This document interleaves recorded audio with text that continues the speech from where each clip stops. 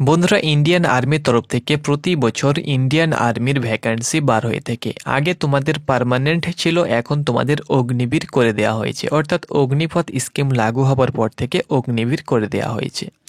অনেকে রয়েছে ভাবে যে ইন্ডিয়ান আর্মির রানিংটা অনেকটাই টাফ, কিন্তু হ্যাঁ, টাফ অনেকটাই ছিল, কিন্তু এখন সেই কিন্তু রান আর টাফ নেই। অনেকে রানিংয়ের ভয়ের কারণে অ্যাপ্লিকেশন পর্যন্ত কিন্তু করে না। তো তোমাদের কিন্তু আর ভয় নেই, সকলে কিন্তু এবার রানিং পাস করতে চলেছ। তো চলো, কিভাবে তোমরা সকলে রানিং পাস করবে তার যে পরিবর্তনটা করা হয়েছে সেটা কিন্তু তোমাদেরকে এই ভিডিওর মাধ্যমে শেয়ার করব। তো তুমি যদি রানিংয়ে কমজোর প্রার্থী হয়ে থাকো, যে রানিংয়ে আমি পারবো না, একদম দুর্বল, এই কারণে হয়তো তুমি ইন্ডিয়ান আর্মির ফর্ম ফিল আপ করো না, হয়তো ভাবো যে আমি টিচার হব, এই হব সেই হব, তারপরে তুমি এজটাকে শেষ করে দাও, শেষের বেলায় কিছুই হতে পারো না। তো সেই ভয়টাকে দূর করে অবশ্যই তুমিও কিন্তু রানিং পাস করতে পারবে। নোটিফিকেশান থেকে সরাসরি তোমাদের সঙ্গে আপডেট রইল, আপডেট শেয়ার করব। ততক্ষণ পর্যন্ত তোমরা অবশ্যই চ্যানেলটাকে ফলো করো এইরকম নতুন নতুন ইনফরমেশান সবার প্রথমে পাওয়ার জন্য। তো চলো বন্ধুরা, নোটিফিকেশানের পাতায় যাওয়া যাক এবং সেখান থেকে তোমাদেরকে সম্পূর্ণ আপডেট শেয়ার করা যাক। বন্ধুরা, ফার্স্ট অফ অল তোমাদেরকে আমি দেখাচ্ছি 2024 সালের নোটিফিকেশান। এটি হলো 2024 সালের শিলিগুড়ি আর্মি রিক্রুটমেন্ট অফিসের নোটিফিকেশান। 2024 সালে যেটা ছিল সেটা প্রথমত দেখাচ্ছি, তাহলে তোমাদের জিনিসটা বুঝতে সুবিধা হবে। তো দেখো, প্রথমে আমি তোমাদেরকে রানিংয়ের আপডেটটা দিয়ে দিচ্ছি, যে পরিবর্তনটি করা হয়েছে এবং সকলে তোমরা কিভাবে পাস করবে।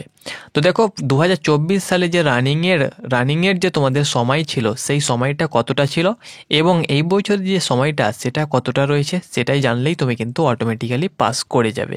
তো দেখো, 2024 সালের 1600 মিটার রানিং তোমাদেরকে করতে হতো। জিডি এবং টেডম্যানের ক্ষেত্রে মাঠে 100 রান থাকবে, অর্থাৎ মাঠে 100 ফিজিক্যাল থাকবে। বাকি টেকনিক্যাল, তার সঙ্গে সঙ্গে ক্লার্ক এবং নার্সিং অ্যাসিস্ট্যান্টের ক্ষেত্রে কিন্তু কোনো প্রকার মাঠের নাম্বার থাকবে না, তারা কিন্তু পাস করলেই হবে। সিম্পলি তাদেরকে পাস করতে হবে, 200 নাম্বারে তাদের কিন্তু রিটেন এক্সামিনেশান হবে। ওকে, অর্থাৎ 50টি কোয়েশ্চেন থাকবে, প্রতিটি কোয়েশ্চেনের মান 4 নম্বর করে, 200 নাম্বার।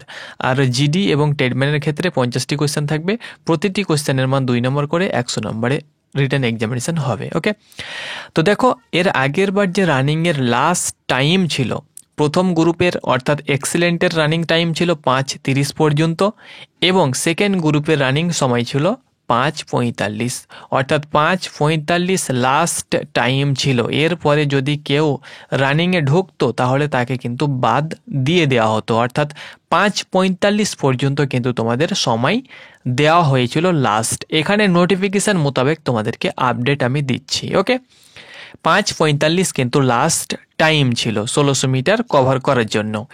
এবার এই বছরের যে আপডেটটা তোমাদের প্রকাশিত করা হয়েছে, অর্থাৎ যে পরিবর্তনটি করা হয়েছে, সেটা তোমাদেরকে দেখিয়ে দিচ্ছি। তো বন্ধুরা, তোমরা অনস্ক্রিন দেখতে পাচ্ছ, এটি হলো 2025 সালের নোটিফিকেশান, একদম রিসেন্ট নোটিফিকেশান, যেটার অ্যাপ্লিকেশান চলছে।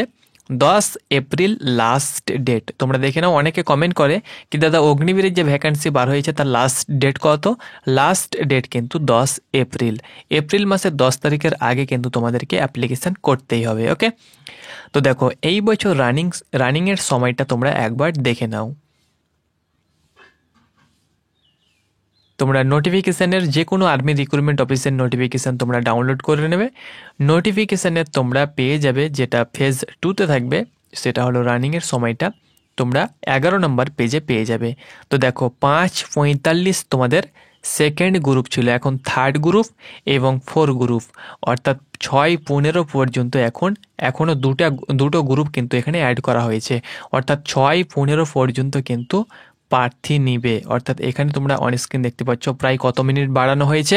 45 থেকে যদি আমি ওইদিকে হিসাব করি, তাহলে তোমাদের ওইদিকে 15 সেকেন্ড, ওইদিকে 15 সেকেন্ড এবং ওইদিকে 15 সেকেন্ড এবং এইদিকে তোমাদের 15 সেকেন্ড, প্রায় 30 সেকেন্ড কিন্তু তোমাদের বাড়ানো হয়েছে। 30 সেকেন্ড মানে বিশাল ব্যাপার বন্ধুরা, এখানে তোমরা অনস্ক্রিন দেখতে পাচ্ছ।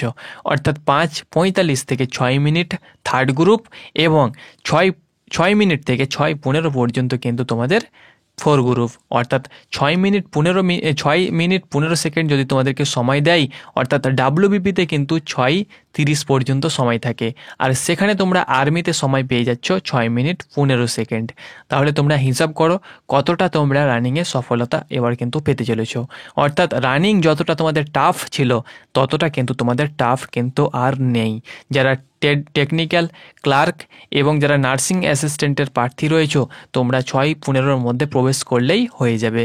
ডাব্লিউবিপিতে যদি তোমাদের কমজোর রানিং প্রার্থীরাও যদি পাস করতে পারে, তাহলে 6:15তে তুমি কেন আর্মির রান পাস করতে পারবে না? ডাব্লিউবিপির ছেলেদের বয়স থাকে 27, 28, 29, 30, 31, 32, 33, 34, 35, 36 পর্যন্ত, কিন্তু তবুও তারা কিন্তু 6:30-এ 1600 মিটার রানিং কোয়ালিফাই করে ফেলে।